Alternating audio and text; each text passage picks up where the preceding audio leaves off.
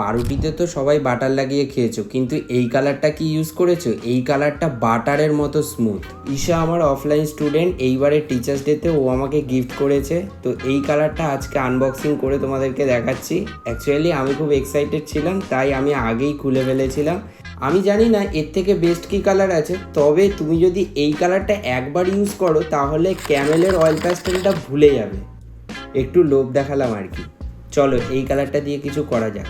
আমার শুধু একটাই ভয়, এই কালারটা এতটাই এক্সপেন্সিভ, যদি আমি ভুল করে ফেলি তাহলে আমার কতটা কালার নষ্ট হবে। আচ্ছা তোমরাই বলো, যদি তুমি ছবি আঁকতে ভালোবাসো আর তুমি যদি গিফট পাও ছবি আঁকার জিনিস, তাহলে কেমন লাগে বলো তো? আমার সেরকমই লাগছে। এর আগে আমার একটা বন্ধু আমাকে ইজেল গিফট করেছিল আর আমি অনেক খুশি হয়েছিলাম। এই হচ্ছে আমার ছোট ড্রয়িং টেবিলের অবস্থা। আর আজকের মতো বাই, দেখা হচ্ছে খুব তাড়াতাড়ি। কালারটার নাম হচ্ছে ম্যাঙ্গো গ্যালারি, সরি মঙ্গো থাক বাবা।